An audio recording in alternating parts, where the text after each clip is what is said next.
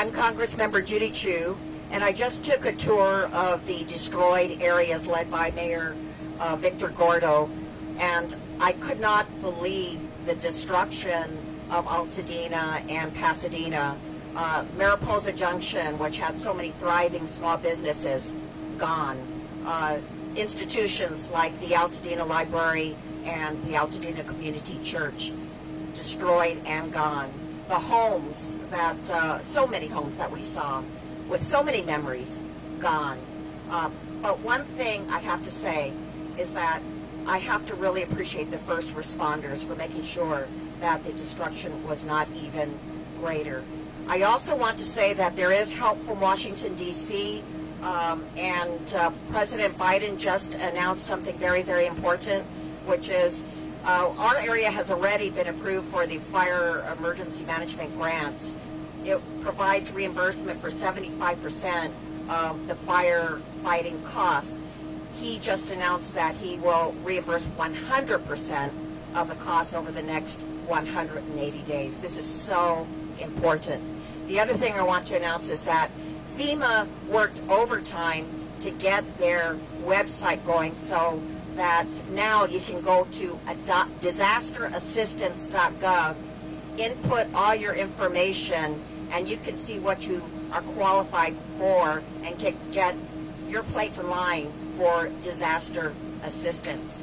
And then the third thing is that the FEMA administrator, Deanne Criswell, is coming out here from Washington, D.C. She toured the Palisades site, but she will be coming here later today to see what destruction occurred here at Eaton. And this is very important because FEMA has so many resources that individuals, small businesses, but also cities and locations can take advantage of, such as the clearance of roads. So help is on the way, and I know that we will get through this.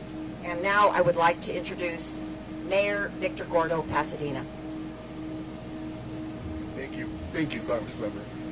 Let me first just say on behalf of the city of Pasadena and our residents that our thoughts and prayers are with all of those affected in the county of Los Angeles, including our neighbors in the Palisades, and certainly our community of Altadena, which we consider to be very much a part of the city of Pasadena. I'd like to thank all of the first responders with the county of Los Angeles, with the state, and those that are continuing to come to assist us. And it's not just those wearing the badge that are first responders. We have many civilians. We have Red Cross workers, volunteers. We also consider to be first responders. In Pasadena, our police chief and our executive leadership team is considering a curfew, and we'll have more information as it relates to a curfew. We certainly will welcome the augmented services and additional assistance of the National Guard.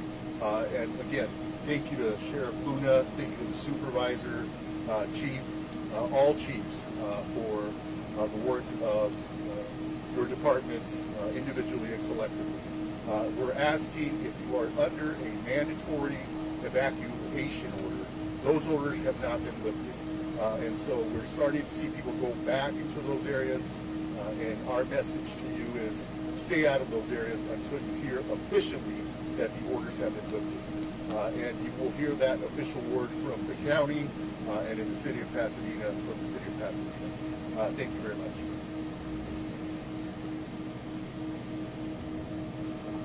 And I also want to thank the following individuals who are here with us today, showing their support.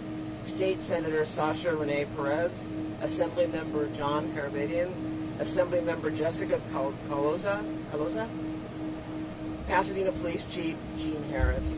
We truly do greatly appreciate you all being here. I know I've seen you more than I've seen my husband and my dog in the last week. But honestly, this is what it's about. We talk about community. It's also about working together to make sure that we work to make sure that our constituents are served. So with that, I'm going to open it up to questions.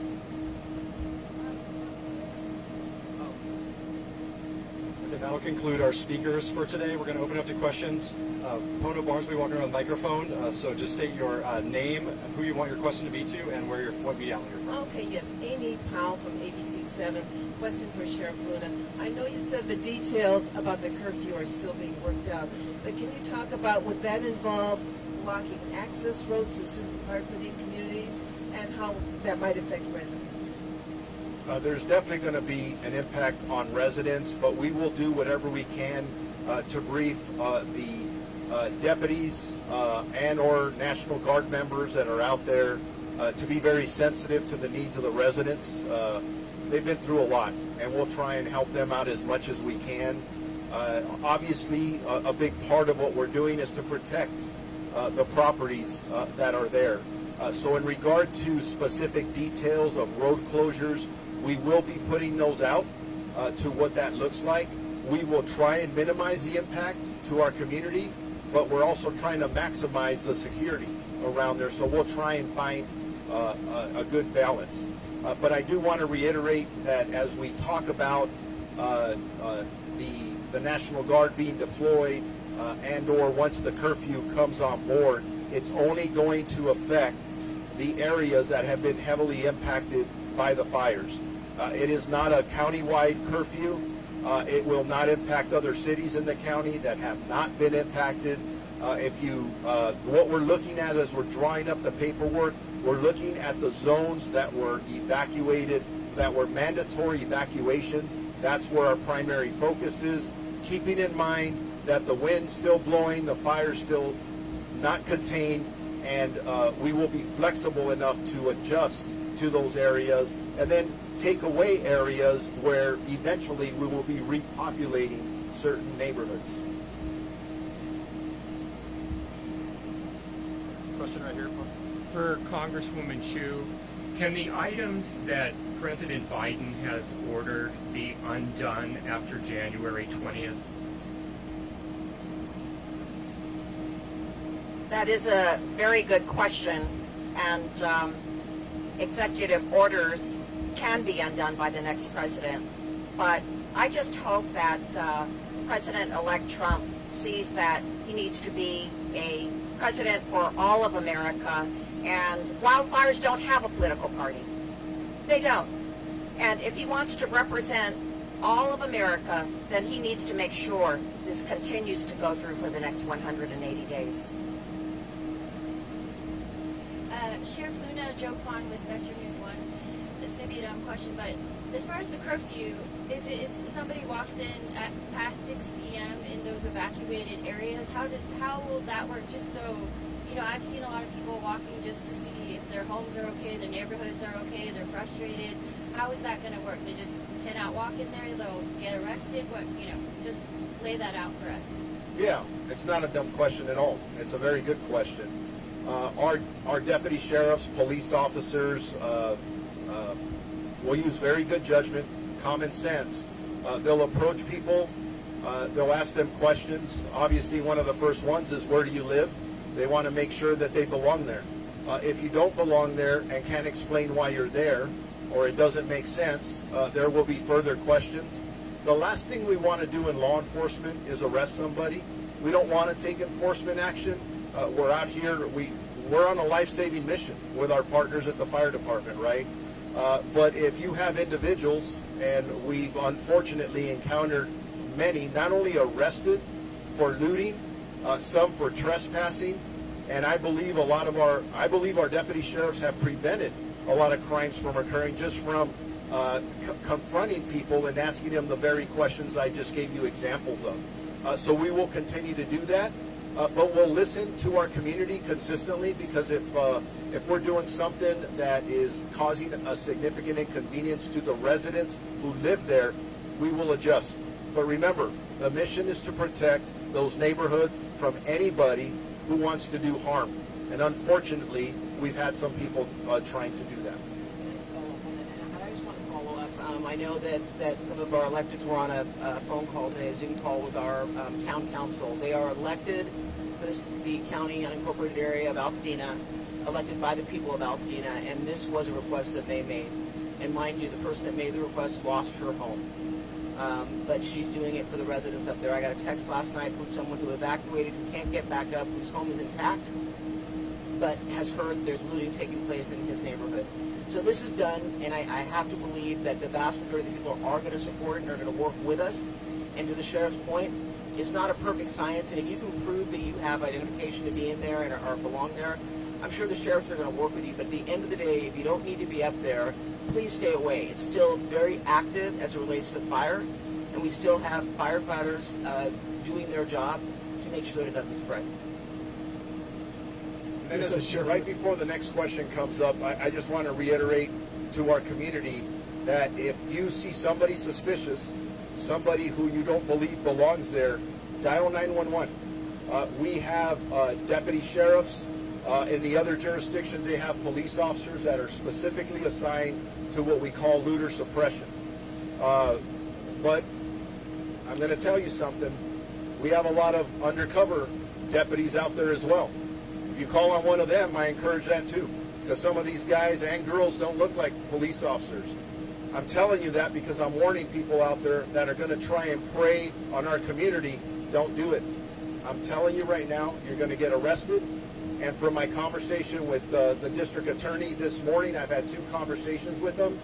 He's going to prosecute you to the full extent of the law. It is not worth it. Don't try it here. Sheriff J.R. Hall, NBC4. Will the deployment of the National Guard, will they be armed? Yes, sir. They are soldiers, and they will be armed. I won't get specifically with what from a safety perspective for them, but I don't want anybody in the community to be intimidated by that. Please remember, there are members of the California National Guard that are your neighbors. They're your family members and friends. As a matter of fact, a lot of our deputy sheriffs, police officers, and firefighters are California National Guard. They are our people. Trust them. They're here. They're serving us, and they're going to help us out a lot. And I just want, before we go on, Chief Gene Harris, City of Pasadena, while we're talking Altadena, we've got Lower Hastings Ranch. Hastings Ranch has been impacted. I know you may want to touch on the looting issue. Gene Harris, Geneharris. As you've heard mentioned up here, and I won't beat the dead horse, looting is a very significant issue for us in law enforcement. In Pasadena, we have moved from the rescue and evacuation efforts now transitioning to the community care and sanctity mission, and we will approach that with a stern approach to anybody wishing to violate the law, as you heard from the sheriff. The days of special orders that allow people to get away and abdicate themselves from responsibilities of preying in our community are over here, and we're going to take that mission to new heights in making sure that we prosecute to the full extent of the law anyone who comes in the city to take advantage of these folks who have been removed from their home, evacuated from their home, inconvenienced, and certainly having to deal with loss, as you heard stated by the sheriff. So just understand that in the city of Pasadena, we will be very impactful on the way that we interact with folks who are coming in and out of any curfew zone, any area that's precluded from entry by the National Guard and other agencies that will be represented. And we will certainly make sure we are impacting this community and the protection of those folks who need it. So if the intent is to come into the city of Pasadena or any of the areas represented by law enforcement here, this is not the time, to take advantage of these folks, and we will take this very seriously, and the end result will be you in jail dealing with the consequences. Are there any other questions? Thank you. Hi, Grace Tui, Los Angeles Times. This is for Chief Maroney or any of the fire chiefs. We've heard reports about low water pressure at some of the fire hydrants in fighting the Eaton fire in the Altadena area. I was hoping to understand, did this impact firefighting? Was it an extra challenge you guys had to deal with? Is it ongoing also? And do you have any idea what's causing the low water pressure?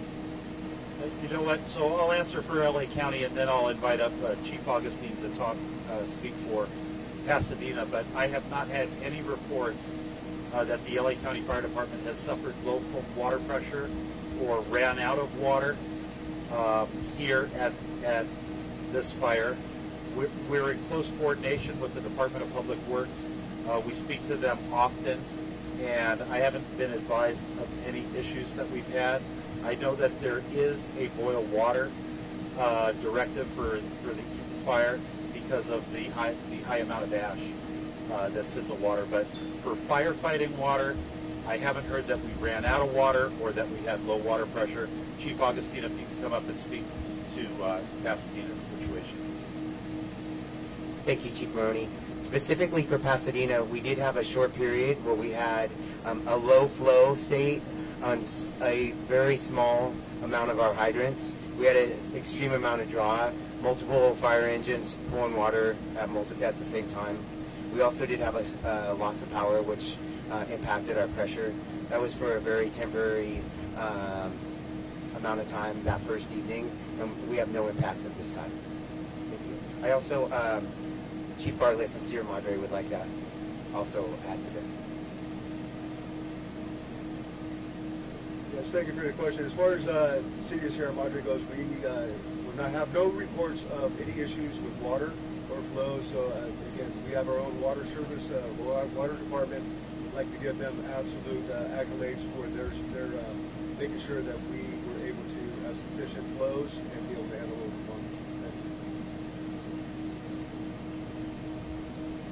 Hi, thank you. Ryan Carter from the Star News. Just a quick question. Well, the incident commander was talking about wind and the possibility of wind still impacting the firefight. Can anybody elaborate on that a little bit more? Just what you're expecting over the next couple of days, 2 or 3 days? And also, just give your name one more time. Thank you. Yeah, sure, no problem. My name's Don Frigulia, and I'm the operations section chief, so I'm not the IC. I'm running all the operations on the ground and in the air. Yeah, we're expecting more Santa Ana winds. If you look at the weather forecast, we do expect those. I think we're back in a red flag tomorrow, in fact, and then we're talking about Tuesday. Next week is another set of maybe even more robust, so we're not, doesn't want to give up yet. Did I answer your question? Yeah, I'm just curious about concerns about flare-ups coming with increased wind over the next couple days. Yeah, absolutely. It's so dry out there. I think the last figure I heard was over 260 days without rain down here, so it's very, very dry. The fuel bed's very receptive. Yeah, we expect it.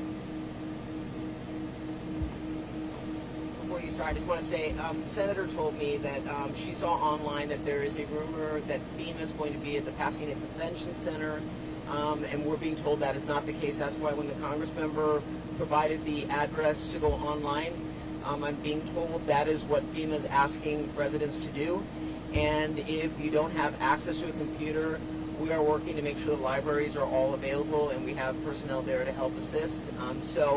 Again, there's something going on online on social media talking about FEMA being at the Pasadena Convention Center, and that is not the case. I just wanted to set that record straight, and I appreciate you for letting us know.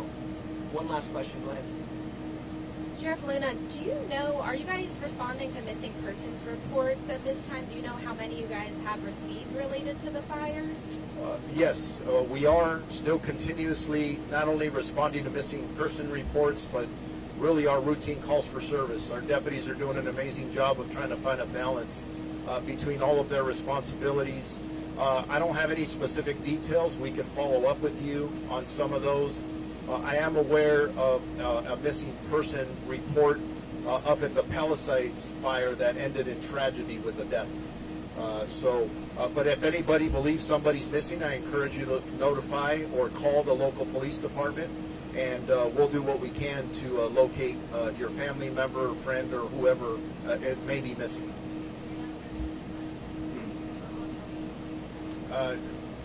Let me follow up with you with our PIO staff just to make sure I give you accurate information.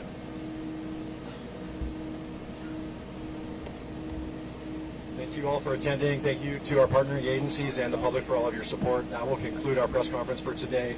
Everyone have a safe day. Any media that needs a sidebar for Spanish, we'll have a few Spanish speakers over to the side, so if anyone would like to get some Spanish interviews, we can do that over here.